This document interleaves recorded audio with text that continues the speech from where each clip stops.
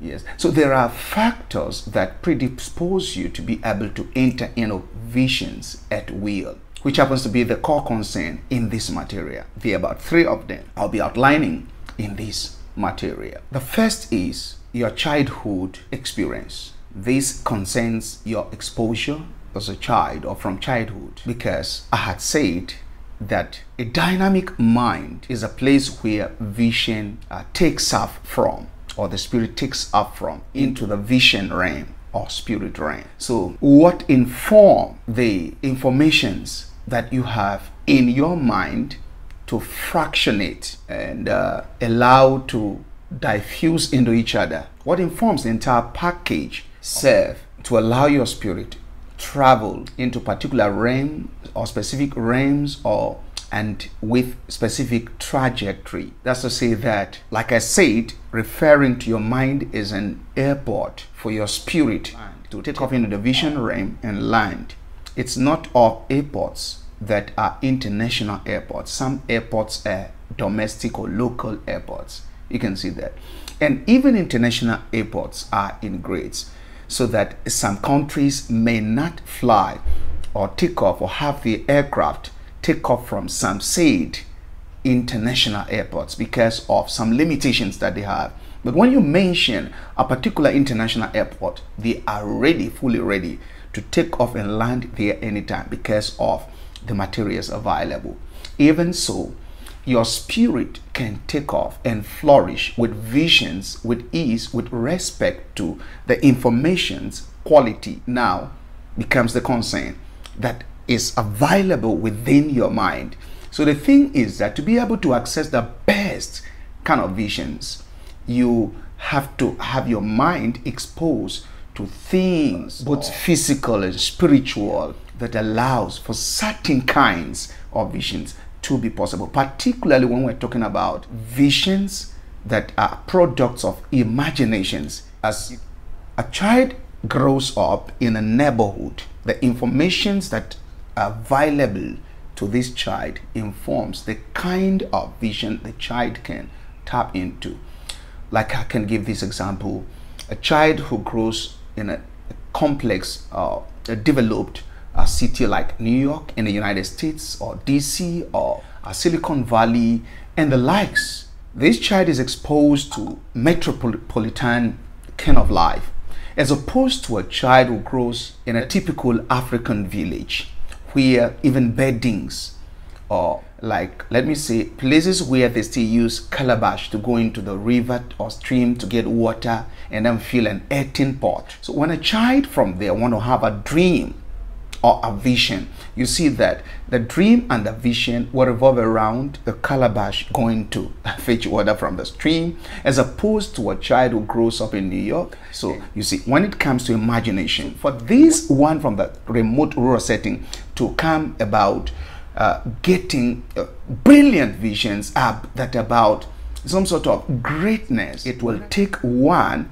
the intervention of God in terms of the exposure of this child from this remote place to the Spirit of God by way of interaction with the Bible and spirituality, or the exposure of this child to other source of learning. So this will come into play their role before this child can have any vision that is meaningful for their life. When I talk about vision for their life, I'm talking about the ability to catch a glimpse of their future.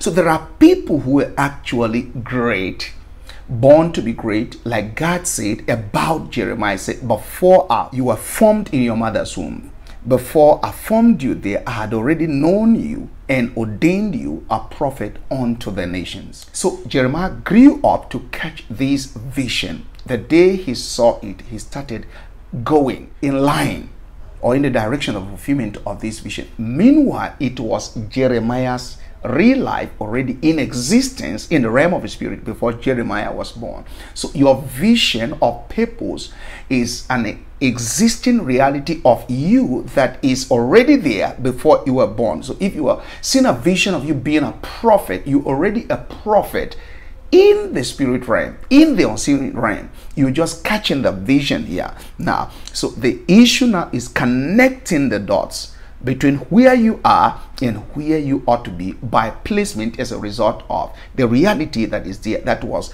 only made accessible to you by a vision. So the exposure around parenting and childhood life have got a big role to play. Think about Elon Musk. The father was an aviationist and into mechanics. He'd exposed this guy to all of these things in Pretoria, South Africa when he was growing up, and the guy said that it's in America that big things are possible. So he thought from a child of relocating to America, even schooling in America, who told him, who exposed him to the atmosphere or the environment that made him know it is in America that big things are possible.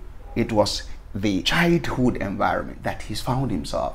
The second factor about what it takes to enter into a vision, I call it purpose mantra or repeated purpose thought. This is what I mean. When Moses was in Egypt, he had in his mind to liberate the people of Israel from the hands of those who oppressed them. It was in him already. But he was met with a challenge. The Israelites that he went out to help on this occasion would not let him. So he ran away out of their view to the place of Jethro. But while there, the man Moses had a concern for this purpose. And when I talk about mantra, you're going out like Moses was going out taking care of the flock of Jethro, his father-in-law. It was very much possible that this man was saying this to himself. That's the issue of the liberation of the people of Israel from the hands of their oppressors.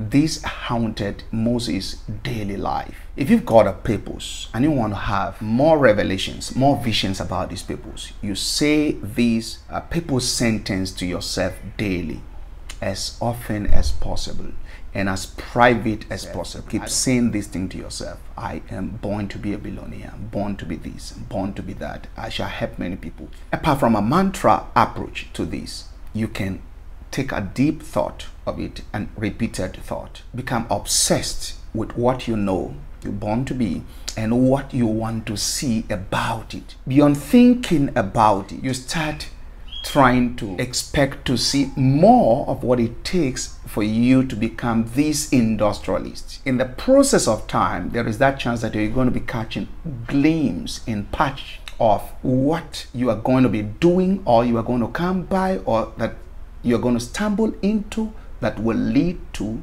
one day you becoming the person that is now an accomplished industrialist or an accomplished prophet. So a flourishing mind in terms of the right information and right influence becomes the bed or seat that your spirit can thrive, taking off to the vision realm to catch up realities about your destiny, about your essence, about your vision. And at Horeb, he had a vision. The bush was burning, but the grasses were not consumed. This is it about Moses. He'd been obsessed with the thought of his people. And God decided, since he's positioned for this, he's now have satisfied my conditions, let me reach out unto him. So you want to draw God's attention to lead you in a particular direction. This is a key. It is by engaging purpose mantra or purpose deep thought. In the process, you catch up with the reality that God had pre-planned somewhere in the realm of the spirit. He now willingly gives this to you so that you can go out and execute it. The third way to prepare or position yourself to be able to enter into visions with ease is what I call intentional migration or deliberate migration. This is what I mean. There is the occasion where you are, the people you are, their thought life, their talk life, their act life have got nothing good to offer you in terms of being able to enter into visions with ease. There are environments that allows you to be able to access the vision realm with ease. People can constitute this environment. Their thought life, talk life, act life can contribute into this environment or contribute to this environment. You get that? Yeah. Some people are porters of vision. When you come around them, you must see a vision. You can't come close to me or be close to me without having critical visions about your life. It's not possible. I'm not just talking about humans, also some other kind of factors occupying the atmosphere that can influence your mind in terms of the agitation or agility of your mind. It has to be steered. You want to go into visions with ease, you need to look for environments that allow you to, or you create this environment where you are within your physical environment. If the physical environment is not set, you can create the kind of environment you want to have within that physical environment. In the case of John the Baptizer, however, he had to leave this physical environment to the Jordan, where he was alone in the wilderness, in obscurity, just to have an atmosphere. It will interest you to know that John, the son of Zechariah and Elizabeth, was by heritage, both from the mother's side and the father's side, a descendant of Aaron, and hence was a priest. Think about the language of the priest of that day.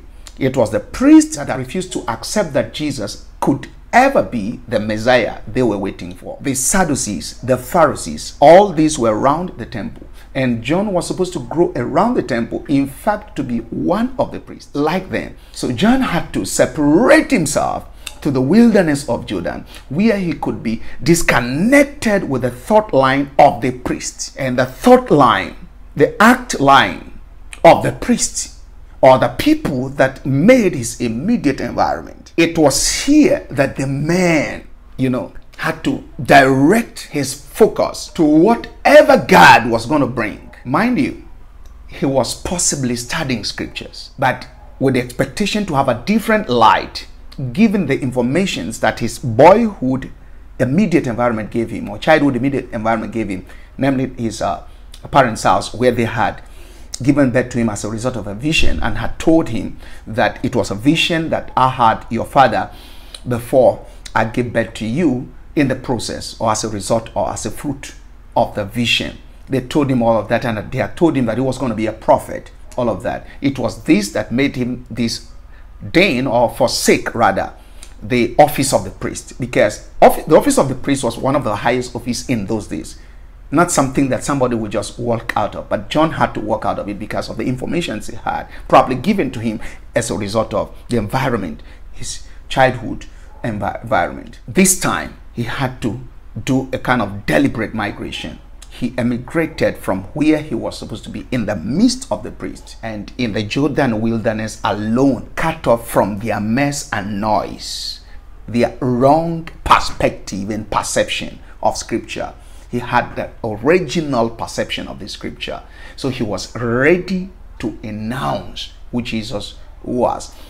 And he was forensic at doing so. Why? Because of the exercise he went through being alone in the Jordan. He did not relocate to Jerusalem.